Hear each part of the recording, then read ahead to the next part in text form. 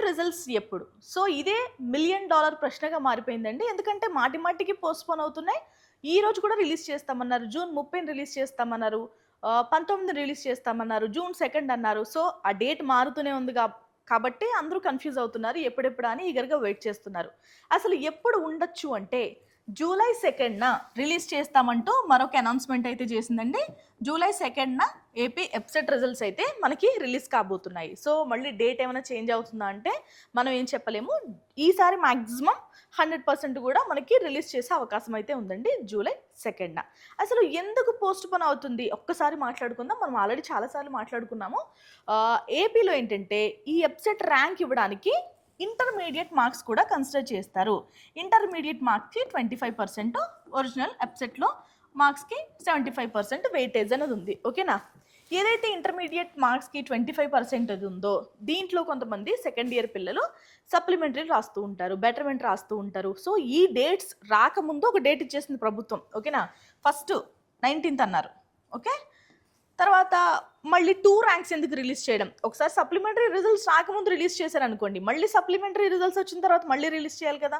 So, EAPCET rank కూడా మారుతుంది కదా! చాలామంది పిల్లలు పాస్ అవుతారు. బెటర్‌మెంట్ మార్క్స్‌లో ఎంతో కొంత యాడ్ అవుతాయి కాబట్టి, మళ్ళీ 2 ర్యాంక్స్ రిలీజ్ చేయడం ఎందుకు? సో, ఒక్క ర్యాంకే రిలీజ్ చేద్దామని చెప్పి మళ్ళీ పోస్ట్‌పోన్ చేశారు. ఏవైతే సప్లీ రిజల్ట్స్ వస్తాయో, సప్లీ రిజల్ట్స్ వచ్చేదాకా వెయిట్ చేద్దాం అన్నట్టు సప్లీ రిజల్ట్స్ వచ్చేదాకా మళ్ళీ వెయిట్ చేశారు. మరి సప్లిమెంటరీ రిజల్ట్స్ రిలీజ్ చేస్తారు కదండీ! మళ్ళీ ఏంటి డిలే అంటారా?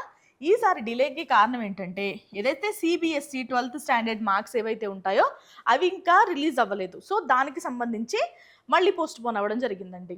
పిల్లలకి 2 ర్యాంక్స్ ఎందుకు రిలీజ్ చేయడం అని ఉద్దేశంతో అయితే ఇన్నిసార్లు పోస్ట్‌పోన్ చేస్తుంది ప్రభుత్వం. ఇవ్వాలి అనుకుంటే మనకి సప్లిమెంటరీ రిజల్ట్స్ రాకముందే ఇచ్చేయొచ్చు. అక్కడ ఇచ్చినట్టయితే గనక 2 ర్యాంక్స్ వస్తాయి పిల్లలకి. ఓకేనా? ఆ 2 ర్యాంక్స్ ఇలా వేరే వాళ్ళకి చెప్పుకోవడం, తర్వాత ర్యాంకు మంచిగా వచ్చినా కూడా ఎవరు నమ్మరు. సో, రకరకాల కారణాలుంటాయి. స్టేట్ ఫస్ట్ ర్యాంకే చేంజ్ అవ్వచ్చు. మళ్ళీ ఎందుకు 2 టైమ్స్ అన్నట్టు ప్రభుత్వం అయితే వెనకడుగేసింది. సప్లిమెంటరీ రిజల్ట్స్ వచ్చిన తర్వాత ఇస్తామన్నారు. సప్లీ వచ్చిన తర్వాత కూడా మళ్ళీ సీబీఎస్‌ఈ వాళ్ళ కోసం అయితే ఆగడం జరిగింది. ఈసారి జూలై 2న ఏపీ ఎప్సెట్ ర్యాంక్స్ వచ్చే అవకాశం 100% ఉందండి. ఓకేనా? ఈసారి డిలే అవ్వకపోవచ్చు. ఇప్పుడు మరి మీరేం చేయాలి అంటే స్టూడెంట్స్ మీకు రిజల్ట్స్ వచ్చేంత వరకు వెయిట్ చేస్తాం. దాని తర్వాత అంటే ఎక్కువ టైం తీసుకున్నారనుకోండి, ఇంకా చాలా టైం ఉంది. ఒక 2, 3 డేస్ టైం ఉంది కాబట్టి ఈలోపు ఏం చేస్తారంటే మీరు కాలేజెస్ లిస్ట్ అవుట్ చేయండి. మంచి మంచి కాలేజెస్ ఏమున్నాయి? మీకు ఏ కాలేజ్ అంటే ఇష్టం? ఏ బ్రాంచ్ అంటే ఇష్టం? దీనిపైన ఒక క్లారిటీకి రండి. రిజల్ట్స్ వచ్చిన 1, 2 డేస్‌లో మీరు రిజిస్ట్రేషన్, వెబ్ ఆప్షన్స్ ఈ ప్రక్రియ అంతా స్టార్ట్ అవుతుంది కాబట్టి మీరు దానికి ముందే ఎన్ని కావాలంటే అన్ని వెబ్ ఆప్షన్స్ ఇచ్చుకొని ఒక లిస్ట్ అయితే రెడీ చేసుకోండి. మీరు ఇమ్మీడియేట్‌గా చేయాల్సిన పని ఏదైనా ఉంది అంటే అదే. ఓకేనా? ఏదైనా కాలేజ్ పైన కొంత క్లారిటీ రావడం. మీకు ఆల్రెడీ మీరు ఎంత మార్క్స్ వస్తాయి? ఎంత ర్యాంక్ వస్తుంది? మీ కాస్ట్‌కి ఏంటి అనేది ఆల్రెడీ లెక్క పెట్టుకున్నారు. ఆ ర్యాంక్‌కి అప్రాక్సిమేట్‌గా ఒక 10 మార్కులో, 5 మార్కులో తగ్గించుకొని ఏ కాలేజ్ వస్తుంది? ఏ బ్రాంచ్ వస్తుంది కూడా లెక్కలు వేసుకోండి. ఎందుకు అంటే ఇప్పుడు కొంచెం హార్డ్ వర్క్ చేసామనుకో ర్యాంక్ వచ్చేసిన తర్వాత మన పని ఈజీ అయిపోవచ్చు. ఓకేనా? లేదు మాకు ఇవన్నీ కొంచెం కష్టం. సో, నాకు కొంచెం ఇబ్బంది అనుకుంటే గనక ఎక్స్‌పర్ట్ హెల్ప్ తీసుకోండి.